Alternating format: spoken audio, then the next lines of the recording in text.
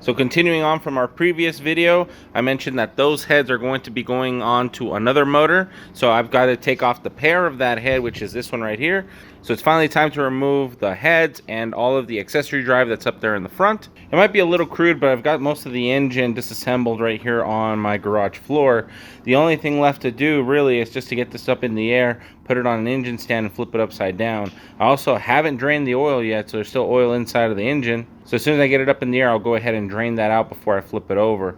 Then I'm gonna have to figure out some big old tray or something to try to get all the oil out of this thing. When I pulled the pan off, this is what I found, and not just one of these, like a bunch of these. All right, now that I've pulled the pistons out of the 361, there is a lot of damage. First off, my balancer is completely wrecked, so I'm gonna need to find myself another neutral balance balancer. The main bearings and the rod bearings actually looked pretty bad, but the journals themselves look pretty good. So the crank is still good. The bearings, as you can see, not terrible, not pitted, but there has been some scratches. These are probably scratches from when this motor was first assembled. It kind of looks like it was all assembled from the factory and never opened. So this could be the very first time this engine has been taken apart.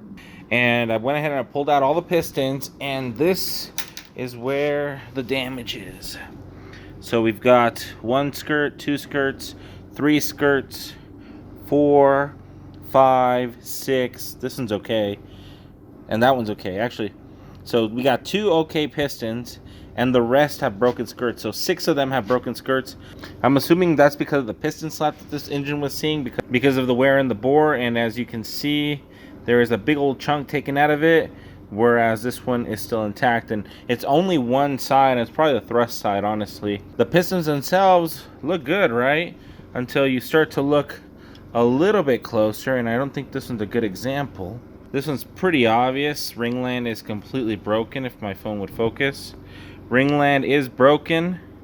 One of these pistons has a broken ring, but this one in particular, you can actually go in and you can take off a chunk of this piston out, and that could have been from not having enough ring gap or too much boost, or a combination of both. As you can see, there's a ton of wear on this skirt, and there's a bunch of more wear on the opposite side of the skirt.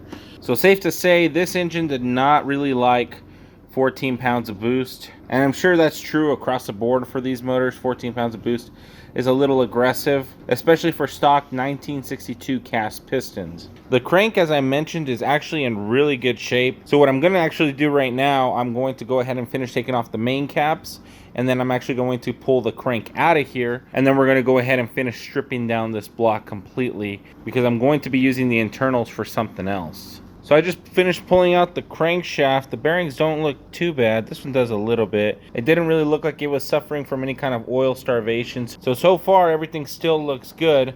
I have the crankshaft sitting right here on the floor. Let's go ahead and check if it still works.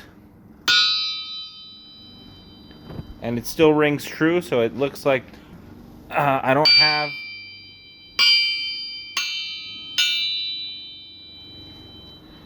Sounds like the crankshaft isn't cracked, so we're all good there. And now there's really nothing left that's of value in this block. The next step now is to actually dismount the block off of the engine stand, and then put the transmission and pan back onto this motor, and then use this engine as a test dummy to finish building out the rest of the 72 Challenger. In my opinion, this engine is just way too far gone for me to actually do anything important with it. I could find pistons, have the cylinders bored out, and do all that jazz, but honestly, I just don't see it. I don't think I'm gonna do that. The rod ratio would be like way out there, and I don't think I'd like to have that running around. Plus, I still have the issues with the coolant passages on the deck surface, so that would be a problem that I would have to figure out as well. And overall, I just don't think this is feasible, but if you guys think there's a way to save this motor, just let me know in the comments down below. I will see you guys all in the next one. Night Wrencher, signing out.